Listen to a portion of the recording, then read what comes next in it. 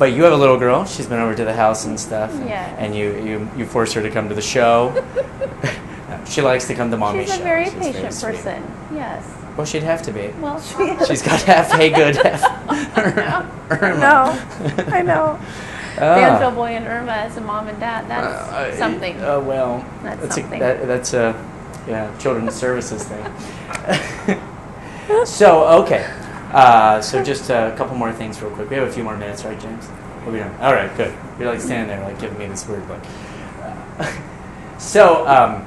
But your family comes and visits you all the time here in Branson, so that's when they nice. can. Mm-hmm. Yes. From Florida or from Nebraska. Alabama? No, where? Minnesota. Okay, Nebraska. Close enough. All right. They're all the same up there, aren't they? Okay, no, not really. What were you like as a kid? Did you sang in church? Yes. Mm-hmm. All the time. You had a tiny little Irma outfit. No, but I like to make my family laugh. Yeah. Yeah. I hate it when people laugh at me. My little sister's very funny too. Yeah. They're all very funny, but we're all, I've always been kind of just silly. So you're the same off stage as you're on stage, pretty much. I am. See, I'm the opposite. Really I'm the total opposite. I'm kind of the same. Like if you see me anywhere, this is. Here I am. That's true. That is true. Because people have asked me, how's the show going? I'm like, it's really freaky because she's the same off stage as she is on stage. I'm not used to that. Like, people are different normally because comedians are very different on and off stage because we're very depressed and twisted people off stage. That's so sad. No, there's a bit of truth to that. My therapist... I have noticed that actually. Not about just you.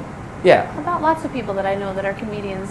Off stage, they're usually very quiet and just kind of serious. Well, there's two schools of thought with that, according to one of my 3 therapists. One is that people become a comedian or a performer to take the focus off of something they're not happy about in their life.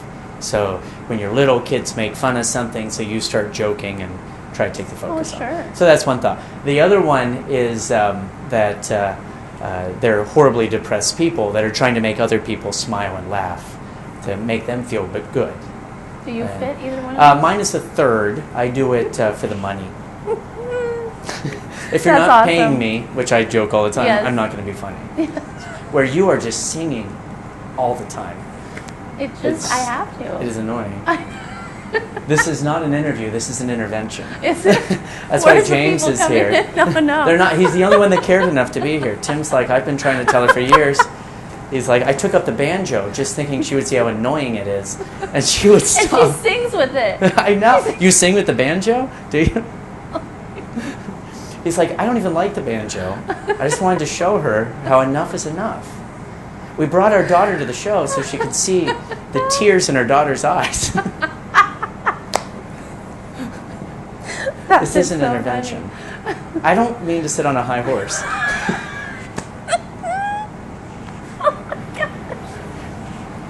So awesome. What are some dirty secrets about your family?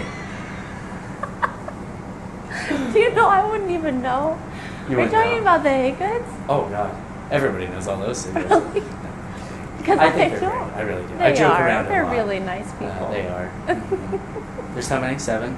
There'd be 8. Yeah, like 12%. Yeah. Pretty good. Yeah. I kid around, but they work hard. Tim is very devoted into how do I put it? Like not recreating Branson, but like taking Branson forward. He is and trying to put a fresh spin on Branson. A fresh spin, but still keep the family values. Yeah, he wants to keep everybody happy. Mm-hmm. If he hears one complaint from somebody, it just drives him crazy. I've noticed, he wants to fix everything. Well, I have a list of them. You can give that to me. We have this whole book. But he really, the very first time I met Timothy was 4 years before I actually really met him, like got to know him. We went to their show. Yeah. We were on vacation at Silver Dollar City.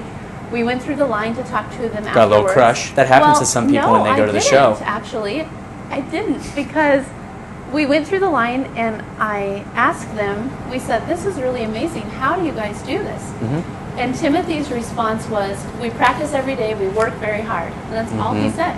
And he shook your hand with his gloves. Actually, he didn't even shake my hand. And that was before they wore gloves. And it was outside at Silver Dollar City. And we left there, and I never thought about it again. And then when I met him, I told him on one of our first dates, I said, I met you like 5 years ago, 4 or 5 years before that. We had talked just briefly, but that was what he said. He said, we practice every day, we work very hard. And he still does that today. He works very hard.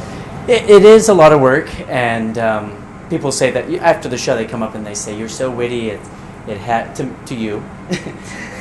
No, but they say, oh, you improv and it's so natural. It's a lot of work. It is. Like, I work a lot at it. I record constantly and evaluate every laugh, and there's a pause here and you need to fix it. And I have a feeling he is the same way. Something is ringing back here. Somebody's phone is ringing. Can I answer it? Oh, it is. That is a long text notice. It's from Timothy Haygood. He's watching this live. And he's like, if you mention the banjo again, we're done. I warned you. No, but it's a lot of work.